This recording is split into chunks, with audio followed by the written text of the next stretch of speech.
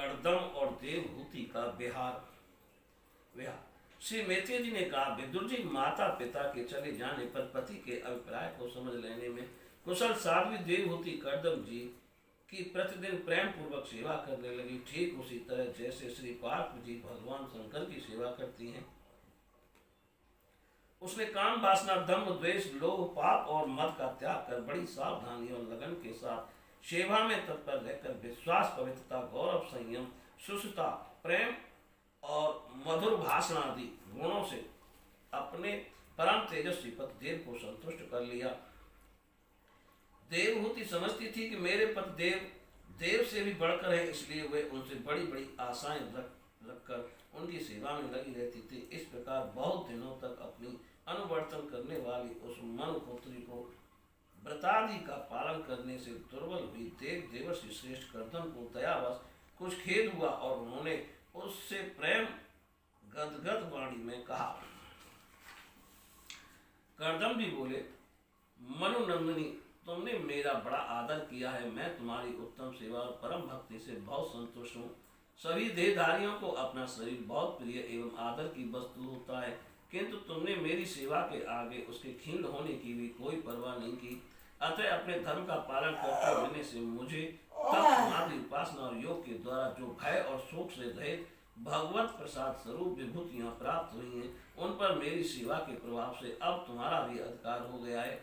मैं तुम्हें दिव्य दृष्टि प्रदान करता हूँ, उसके द्वारा तुम उन्हें देखो। अन्य जितने भी भोग हैं वे तो भगवान श्री हरि के भ्रकुटी विलास मात्र से नष्ट हो जाते हैं, अतः वे इनके आगे कुछ भी नहीं है। तुम मेरी सेवा से भी कृतार्थ हो गई हो। अपने पति व्रत धर्म का पालन करने से तुम्हें वे दिव्य भोग प्राप्त हो गए। तुम उन्हें भोग सकती हो। हम राजा हैं, हमें सब कुछ सुलभ है। इस प्रकार जो अभिमान और आदि विकार हैं, उनके रहते हुए मनुष्य को इन दिव्य भोगों की प्राप्ति होनी कठिन है। कर्दम जी के इस प्रकार कहने से अपने पतिदेव को संपूर्ण योग, माया और विद्याओं में कुशल जानकर उस अबला की सारी चिंता जाती रही। उसका मुख किंचित संकोच भरी चितवन और मधुर मुस्कान से खिल उठा और वह विनय एवं प्रेम से गदगद वाणी में इस प्रकार कहने लगी।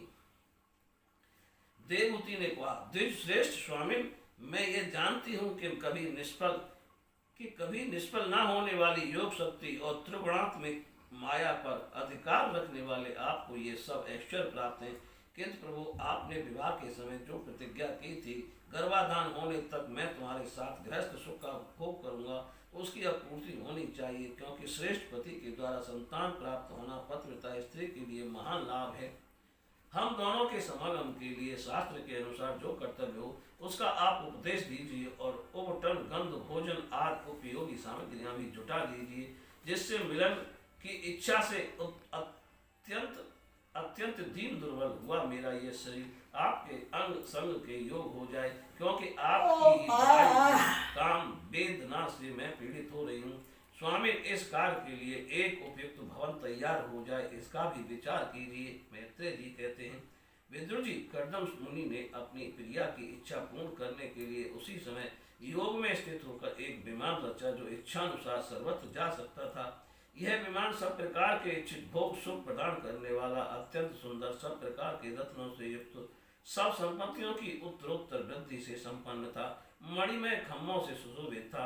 वह सभी ऋतुओं में सुखदायक था और उसमें जहाँ तहाँ सब प्रकार की दिव्य सामग्रियां रखी हुई थीं तथा उसे चित्र विचित्र रेशमी झंडियों और पताकाओं से खूब सजाया गया था, जिन पर भ्रमण गण मधुर गुंजार कर रहे थे। ऐसे रंग बिरंगे पुष्पों की मालाओं से तथा अनेक प्रकार के सूती और रेशमी वस्त्रों से वह अत्यंत शोभायमान हो रहा था। एक के ऊपर एक बनाए हुए कमरों में अलग अलग रखी हुई सैया, पलंग, पंखे और आसनों के कारण वह बड़ा सुंदर जान पड़ता था। जहाँ जहाँ दीवारों में की हुई शिल्प रचना से उसकी अपूर्व शोभा हो रही थी। उसमें पन्ने का फर्श था और बैठने के लिए मूंगे की बेदियां बनाई गई थीं। मूंगे की ही दहेलियां थीं। उसके द्वारों पर हीरे के किवाड़ थे तथा इंद्रनील मणि के शिखरों पर सोने के कलश रखे हुए थे। उसकी हीरे की दीवारों में बढ़िया लाल जड़े हुए थे, जो ऐसे जान पड़ते थे मानो विमान की आंखें हों, तथा उसे रंग बिरंगे चंदौवे और बहुमूल्य सुनहरी बंदर बारों से सजाया गया था। उस उस विमान में जहां तहां कृत्रिम हंस और कबूतर आदि पक्षी बनाए गए थे जो बिल्कुल सजीव से मालूम पड़ते थे। उन्हें अपना सजातीय समझकर बहुत से हंस और कबूतर उनके पास बैठ बैठ कर अपनी बोली बोलते थे। उसमें सुविधानुसार क्रीड़ा स्थली, शयन गृह, बैठक आंगन और चौक आदि बनाए गए थे, जिनके कारण वह विमान स्वयं करदम जी को भी विस्मित सा कर रहा था। ऐसे सुंदर घर को भी जब देवहूति ने बहुत प्रसन्न चित्त से नहीं देखा तो सबके आंतरिक भाव को परख लेने वाले करदम जी ने स्वयं ही कहा, भीरू, तुम इस बिंदु सरोवर में स्नान करके विमान पर चढ़ जाओ। यह विष्णु भगवान का रचा हुआ तीर्थ मनुष्यों को सभी कामनाओं की प्राप्ति करने वाला है। कमल लोचना देवहूति ने अपने पति की बात मानकर सरस्वती के पवित्र जल से भरे हुए उस सरोवर में प्रवेश किया। उस समय वह बड़ी मैली कुचली साड़ी पहने हुए थी। उसके सिर के बाल चिपक जाने से उसमें लटें पड़ गई थीं। शरीर में मैल जम गया था तथा स्तन कांतिहीन हो गए थे। सरोवर में गोता लगाने पर उसने उसके भीतर एक महल में 1000 कन्याएं देखी। वे सभी किशोर अवस्था थीं और उसके शरीरों से कमल की सी गंध आती थी। देवहूति को देखते हुए सब स्त्रियां सहसा खड़ी हो गईं और हाथ जोड़कर कहने लगी, हम आपकी दासियां हैं, हमें आज्ञा दीजिए, आपकी क्या सेवा करें। विदुर जी, जब स्वामिनी को सम्मान देने वाली उन रमणियों ने बहुमूल्य मसालों तथा गंध आदि से मिश्रित जल के द्वारा मनस्विनी देवहूति को स्नान कराया तथा उसे 2 नवीन और निर्मल वस्त्र पहनने को दिए, फिर उन्होंने वह बहुत मूल्य के बड़े सुंदर और कांतिमान आभूषण, सर्वगुण संपन्न भोजन और पीने के लिए अमृत के समान स्वादिष्ट आसन प्रस्तुत किए।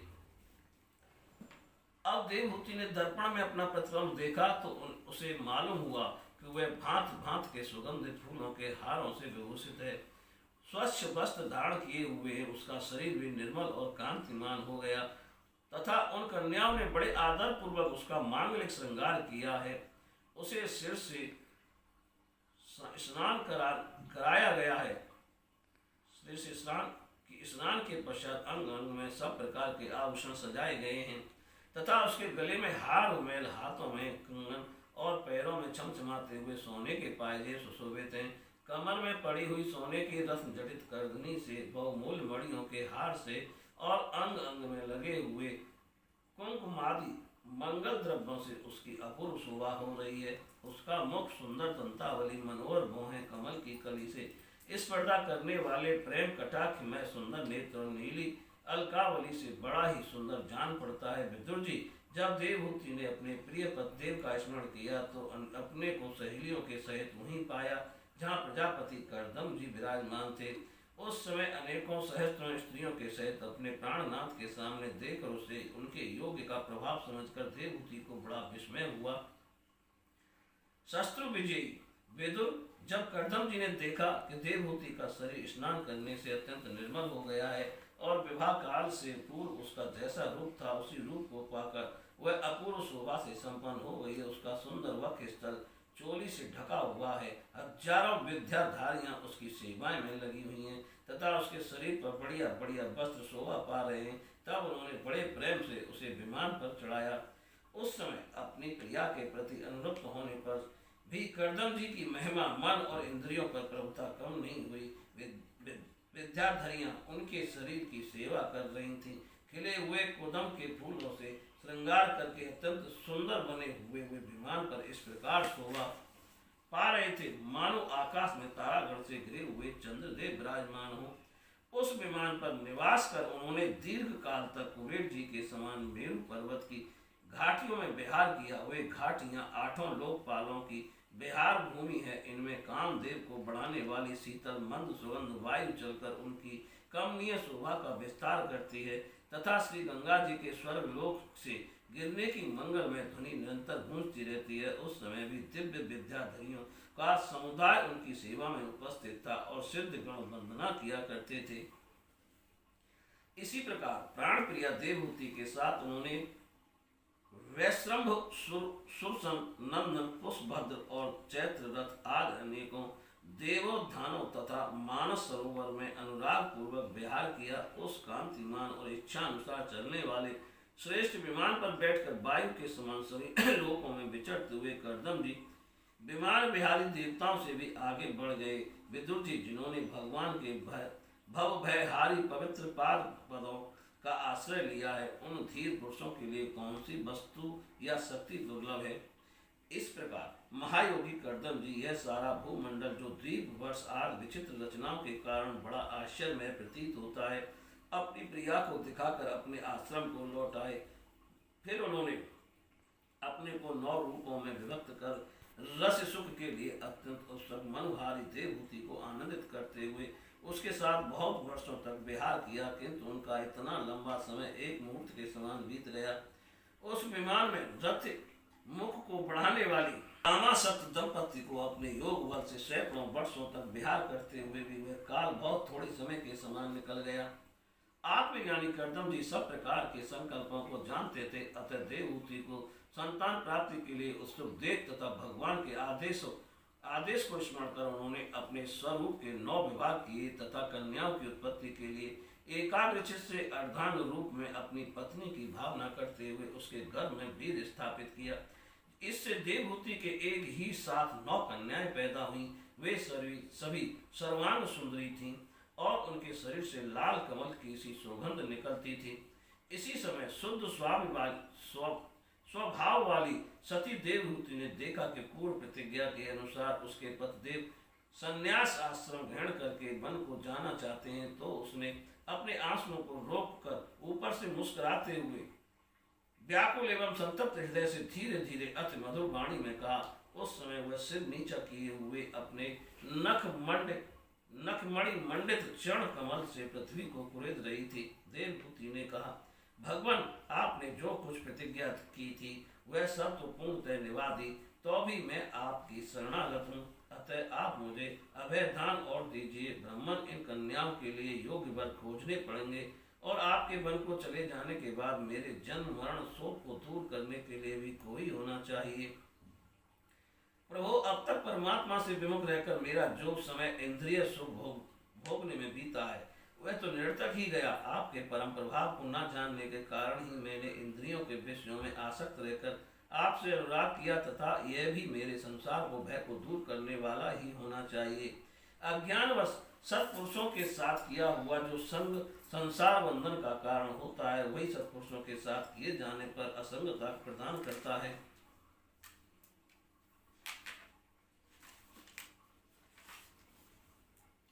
संसार में जिस पुरुष के कर्मों से ना तो धर्म का संपादन होता है, न वैराग्य उत्पन्न होता है और न भगवान की सेवा ही संपन्न होती है, वह पुरुष जीते ही मुर्दे के समान है।